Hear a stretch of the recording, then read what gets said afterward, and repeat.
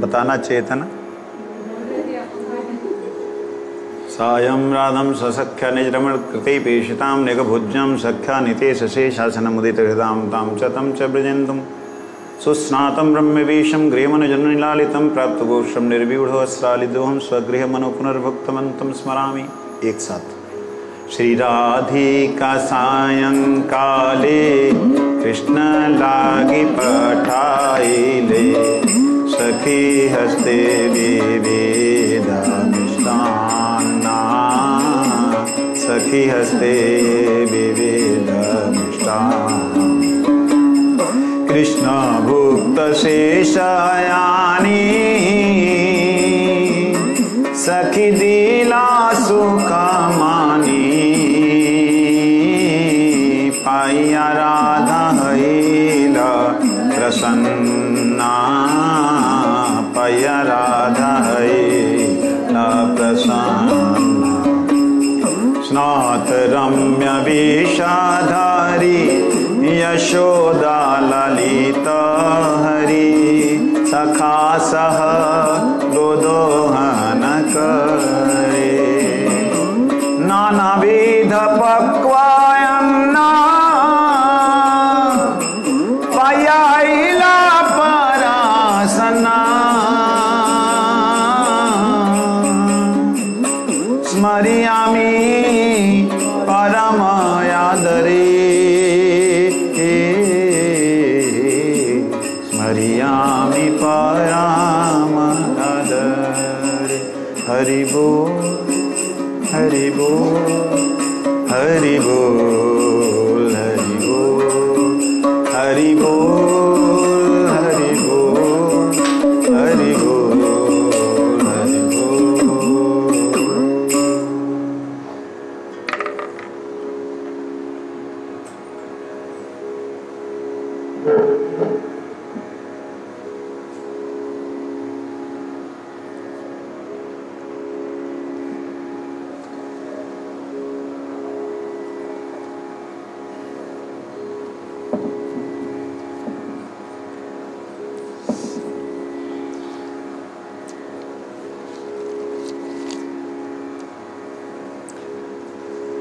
हाँ गुरुदेव, आज मुरारी गुप्त जी का और त्रिदंडी स्वामी भक्ति प्रज्ञान केशव गोस्वामी महाराज जी का तिरोभाव है और आज कृष्ण की शारदीय रास यात्रा है। शारदीय रास यात्रा हमेशा ही रास करते रहते हैं। शारदीय रास और गर्मी का रास क्या है? नित्य रास विलासी। गुरु गौरंग राधा गोकुलानंद देव की जय, कृष्ण बलदेव की जय, नंद यशोदा मैया की जय, गिरिराज गोवर्धन की जय। परमरध्यतम पतित पावन परम करुणामयम विश्वपाद परमहंस परमाचार्य 108 श्री श्रीमद भक्ति वल्लभ तीर्थ गोस्वामी श्री गुरुदेव महाराज की जय। जय परम गुरुदेव प्रभुपाद नित्यानंद गौर हरि की जय। तुलसी महारानी की जय, भक्ति देवी की जय। जय श्रीमद् भागवत की जय, गजेंद्रोपाख्यान की जय, सुखदेव जी महाराज की जय। गौर प्रेमानंदे हरि।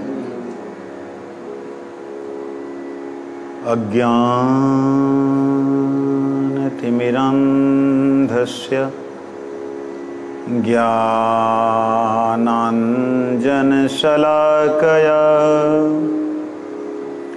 चक्षुरुन्मीलितं येन तस्मै श्रीगुरुवे नमः। वाञ्छाकल्पतरुभ्यश्च कृपा सिन्धुभ्यैव च पतितानां पावनेभ्यो वैष्णवेभ्यो नमो नमः। नमो महावदन्याय कृष्ण प्रेम प्रदायते कृष्णाय कृष्ण चैतन्य नामिने गौरत्विषे नमः। तप्त कांचन गौरांगी राधे वृंदावनेश्वरी वृषभानुसुते देवी प्रणमामि हरि प्रिये। हे कृष्णा करुणा सिंधु दीनबंधु जगतपते गोपीश गोपिका कांत राधा कांत नमोस्तुते। वृंदायै तुलसी देव्यै प्रियायै केशवस्य च कृष्ण भक्ति प्रदे देवी सत्यवत्तये नमो नमः। श्री कृष्ण चैतन्य प्रभु नित्यानंद श्री अद्वैत गदाधर श्रीवासादि गौर भक्त वृंद। हरे कृष्ण कृष्ण कृष्ण हरे हरे हरे राम राम राम हरे हरे। भूमस्वकलितपादानां भूमिरेवावलम्बनं त्वय्यजातयपराधानां त्वमैव शरणं प्रभु त्वमैव शरणं प्रभु त्वमैव शरणं प्रभु।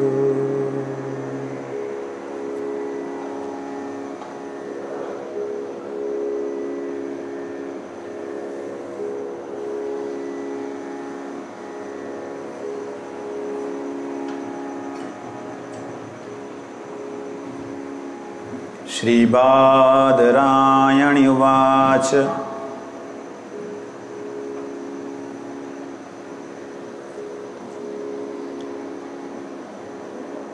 सुखदेव गोस्वामी जी क्या कहते हैं? अष्टम स्कंद के तृतीय अध्याय में गजेंद्र ने समर्पण किया है। गजेंद्र थक गया,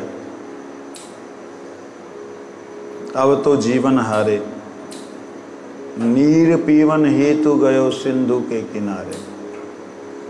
सिंधु बीच बसत ग्राह चरण धरी पखाड़े बछाड़े।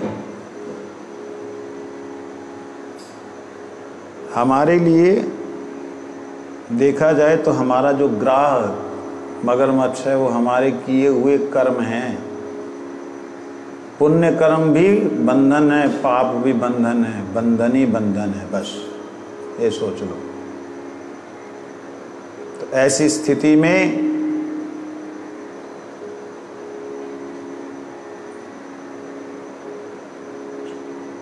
गजेंद्र को अपना पिछला जन्म याद आ गया और क्या बोलते हैं सुखदेव जी?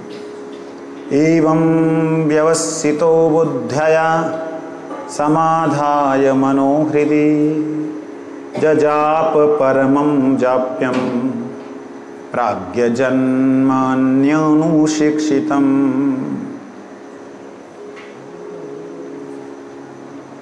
कहते हैं एवं व्यवस्वितो बुद्धया, इस बात को समझना, व्यवसाय आत्मिका बुद्धि के बारे में गीता में बात आई है, जिसकी बुद्धि व्यवसाय वाली है। थोड़ा शब्दों को खोल रहा हूं। व्यवसाय किसे कहते हैं?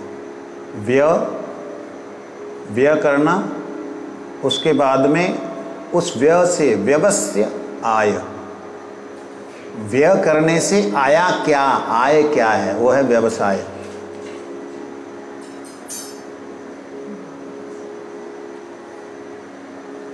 व्यय किया, आय अच्छी नहीं हुई तो व्यवसाय नहीं है,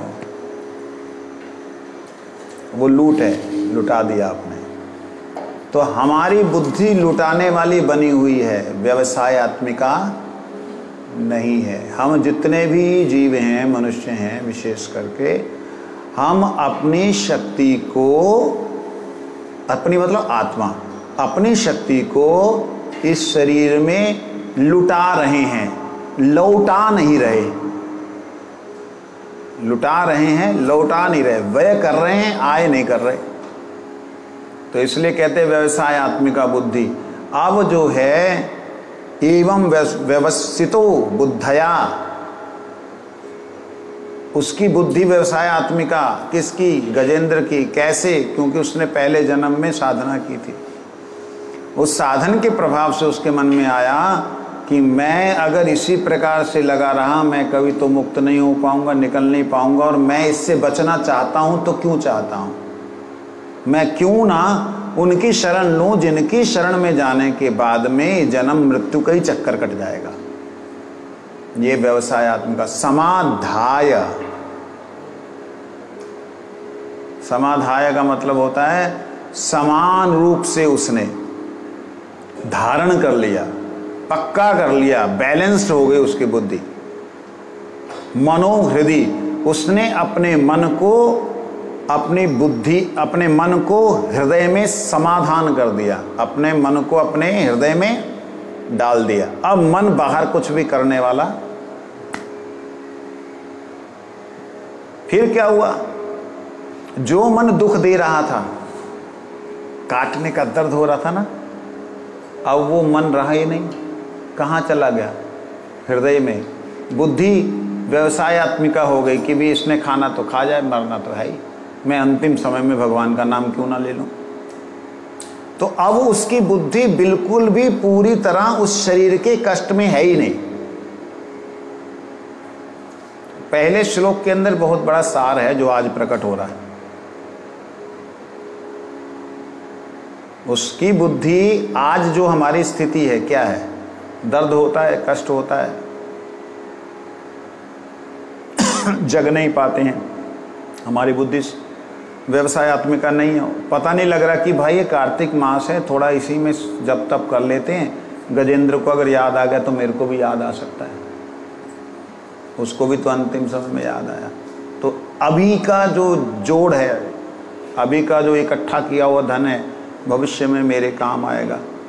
इस भाव से भावित होकर के अगर कोई व्यक्ति अपने समय को नष्ट ना करे, भजन में लगा दे,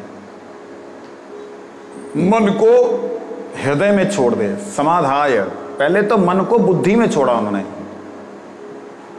जहां यूं कहें व्यवसाय आत्मिका बुद्धि के द्वारा उन्होंने मन का समाधान कर दिया। जा भाई, तेरा काम खत्म, तू रो रहा पीट रहा इसके लिए, जा रोता पिटता रहे, मैं तेरे को छोड़ रहा हूं। समाधाय। और व्यवसायात्मक बुद्धि थी तो हृदय में जो वो परम जप्य था, परम जप्य मतलब ऐसा जप जो नष्ट ना हुआ हो, ऐसा जप जो नष्ट ना हुआ हो। आप लोगों को स्मरण होगा बचपन में कई बार आपने ऐसी ऐसी बातों को सुना जो पहली बार सुना था, लेकिन आपको लगता था अरे ये तो पहले कुछ तो हुआ है ऐसा। हर व्यक्ति के साथ होता है ना ऐसे। बचपन से अभी तक कई बार ऐसे होता है कि ये बात तो पहले, ये घटना तो घट चुकी है, वो घटना फर्स्ट टाइम घट रही है आपके जीवन में, लेकिन आपको लगता है घट चुकी। क्यों? क्योंकि वैसा इंसिडेंट हो चुका होता है, वो आपके अंतःकरण में जगह बना के रखी हुई, उसने चित्त के ऊपर छाप डाल के रखी, इसलिए वो नजर आ गया। तो अभी उसने क्या किया, वो जो चित्त के ऊपर छाप पड़ी हुई थी उसको याद कर लिया। और कैसा जप था? परम, जजापम परम जाप्यम, उसने जपना शुरू किया परम जाप्य को। प्राग जन्म प्रग जन्म अनुशिक्षितम, जो उसने पिछले जन्म में शिक्षा प्राप्त की थी, जो उसने पिछले जन्म में याद किया था, उसको वह क्या करने लग गया? स्मरण करने लगा। क्योंकि पिछले जन्म में वह इंद्रद्युम्न नाम का राजा था और जो उसने सीख रखा था वो उसको याद आ गया। स्वामी महाराज जी लिखते हैं, उसे पढ़ लेते हैं। ऐसे स्मरण का वर्णन भगवत गीता में हुआ है। तत्र तम बुद्धिम संयोग लभते पौर्वदेहिकम यत् ते च ततो भूय संसिद्धो कुरु नंदना पूर्वाभ्यासेन तैनैव ह्रियते है वशो अपि स। इन श्लोकों में यह विश्वास दिलाया गया है कि यदि भक्ति में लगा हुआ व्यक्ति किसी दुर्भाग्यवश नीचे गिर जाता है तो वह पतित नहीं होता। लो, गिरा फिर पतित नहीं हुआ, ऐसे कैसे आप बोल सकते हो? बड़ी सुंदर बात है समझने वाली। भक्ति में लगा हुआ व्यक्ति अगर गिर जाता है तो वह पतित नहीं हुआ। क्यों? क्योंकि जहां तक उसने भक्ति की है वो भक्ति नित्य तत्व के साथ है, भगवान के साथ जुड़ी होने के नाते यहां जन्म उसका खराब हो गया, ये जन्म उसने नष्ट कर दिया गिरने के कारण। अगला जन्म जब लेगा तो उसको वहीं से शुरुआत होगी। समझे नहीं? इसलिए भगवान कहा है संयोगम लभते पूर्व देहिकम, उसको पूर्व देह का जो संयोग है बुद्धि का वह प्राप्त होगा। एक और भी बात भगवान ने कही है,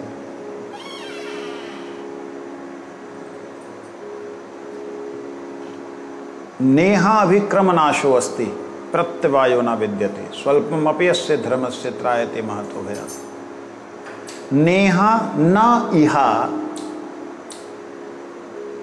अभिक्रम, जो ये अभिक्रम कर रहे हैं ना, एक के बाद एक स्टेप हम चढ़ रहे हैं, ये जो अभिक्रम है एक के बाद एक को चलना चढ़ना, जितने कदम हम चल गए हैं, न इहा अभिक्रम नाशो, इस अभिक्रम का नाश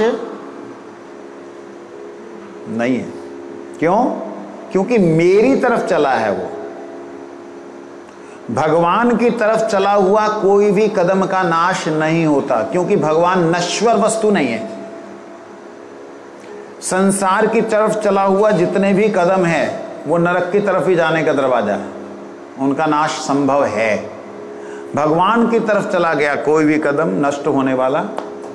नेहा अभिक्रम नाशो अस्ति प्रत्यवायो न विद्यते, इसका उल्टा भी कुछ नहीं होता। स्वल्पम अपि अस्य धर्मस्य, थोड़ा सा भी किया गया मेरे लिए भक्ति रूपी धर्म, त्रायते महतो भयात्, महान भय से पार कर देते। महान भय क्या है? मृत्यु। इससे बड़ा भय और क्या होगा?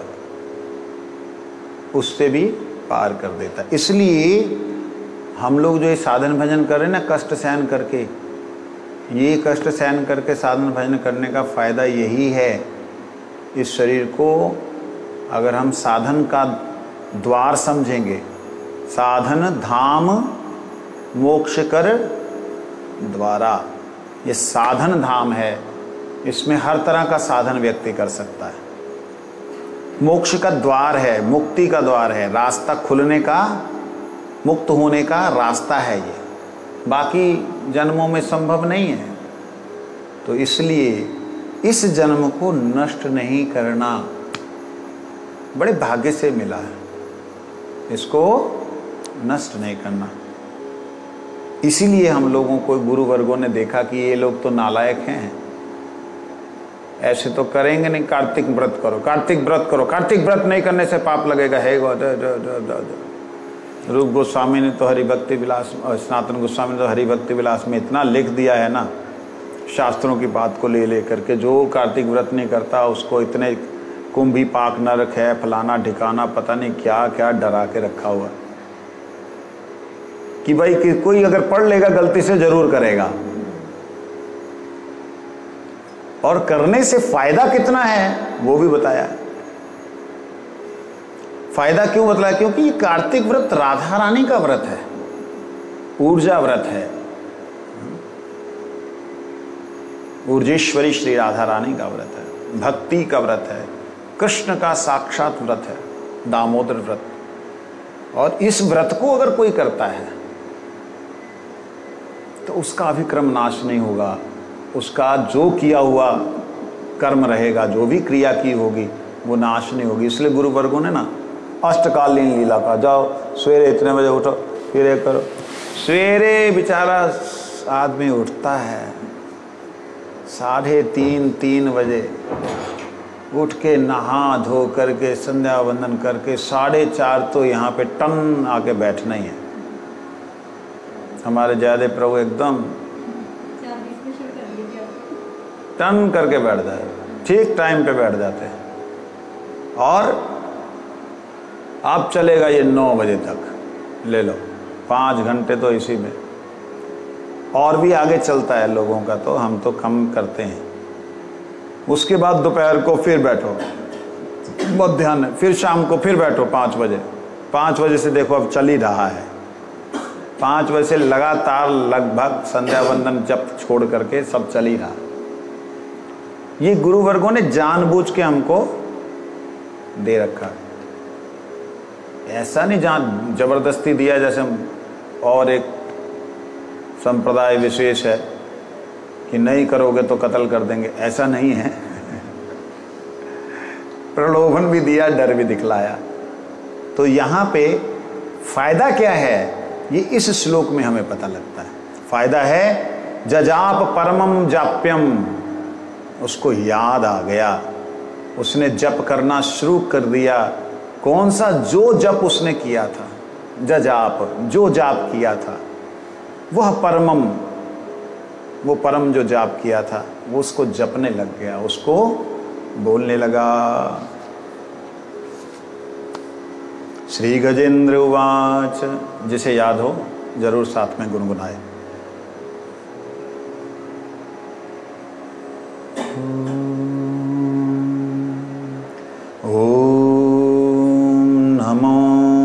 भगवते तस्मै यत् एतत् चिदात्मकं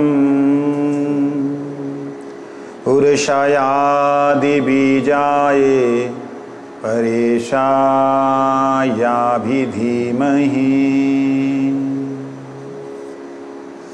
यस्मिन्निदं यतश्चेदं येनेदं य इदं स्वयं यो अस्मात् परस्माच्च परस्तं प्रपद्ये स्वयं भुवम्। क्या कहते हैं? ओम आ उ मा, आ उ मा, आ ब्रह्मा उ विष्णु मा महेश। सृष्टि स्थिति लय का कारण ओम प्रणव। प्रणव जो है इसके ऊपर उपनिषद बनी हुई है, प्रणवो उपनिषद। प्रणव के ऊपर नाद बिंदु उपनिषद है, नाद उपनिषद है। खाली प्रणव के अर्थ को व्याख्यान करने के लिए 3-3, 4-4 उपनिषदें हैं। तो इस प्रणव के बारे में वर्णन करते हैं ब्रह्मा विष्णु महेश जिनसे हुए हैं, या जो ब्रह्मा विष्णु महेश के रूप में प्रकट हैं, वो है ओम। स्त्रियों के लिए जाप करना मना किया है, क्योंकि इसकी जो ऊर्जा है वो पौरुष शक्ति को उत्पन्न करती है। स्त्रियों के लिए श्रींग ये मंत्र है। तो कहते हैं ये ओम जो है ये भगवान अनंत देव के मुखारविंद से प्रकट होता है। भगवान अनंत देव कौन है? बलराम जी, अथवा बलराम जी के जो अंश हैं अनंत स्वरूप से भगवान विष्णु के ऊपर, उनसे, उनकी सांसों से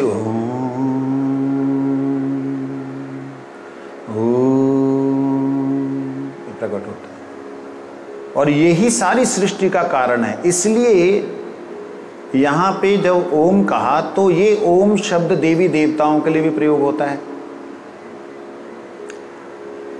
अब ये स्थिति 1000 साल की लड़ाई जो चल रही है, जो कि वहां के लिए 2 पहर या 4 पहर की लड़ाई है क्षीर सागर में, देवता देख रहे हैं। जब उन्होंने ओम का उच्चारण किया तो बोलते नमो भगवते, मैं भगवान को प्रणाम करता हूं। अब भगवान सारे बने हुए हैं, नारद जी को भी भगवान कहते हैं, कपिल जी को भी भगवान कहते हैं, व्यास जी को भी भगवान कहते हैं, भागवत जी में ही बोला गया है। कितने ही भगवान है इसमें। ओम नमो भगवते तस्मै यत् एतत् चिदात्मकम। ये बड़ी सुंदर बात कहते हैं, मैं उन भगवान को प्रणाम करता हूं जो इस शरीर अर्थात इस जगत में चेतना के स्वरूप हैं, चैतन्य स्वरूप हैं। अब इस दृष्टि से देखा जाए वो कौन है? ब्रह्मा जी कहें मैं हूं, मैंने ही चेतना प्रदान की है, बोल सकते हैं ब्रह्मा जी, क्योंकि मैं ही ओम का प्रथम वो हूं। शिव भी बोल सकते हैं, विष्णु जी भी बोल सकते हैं, तीनों ही बोल सकते हैं। और तो और देखा जाए तो प्रैक्टिकली तीनों एक ही तत्व है, एक ही। जैसे ज्योति है, ज्योति जो ज्योति और ज्योति का ताप और ज्योति का प्रकाश, ये तीनों तत्व जैसे एक हैं, ऐसे ही ब्रह्मा विष्णु और शिव ये उस ब्रह्म ज्योति से, उस ब्रह्म से प्रकट हुए तत्व हैं। किस ब्रह्म से? प्रणव नाद ब्रह्म से प्रकट हुए तत्व हैं। तो अगर ये सोचें कि ये हैं तो कहते साथ साथ पुरुषा आदि बीजाय। अगले लाइन में ही क्या कह दिया? पुरुषा आदि बीजाय। ना ये 3 पुरुष है ना, इनके आदि बीज जो हैं पहले तो इनके मन में आ गया कि हम इस जगत को चेतना प्रदान करने वाले हैं, हम भगवान हैं, हमें बुला रहा है। शिव जी तैयार हैं, बोल भाई आ रहा हूं। ब्रह्मा जी, विष्णु जी ना, पुरुष आदि बीज आए। ये जो त्रिपुरुष हैं इनके आदि बीज आए। परेश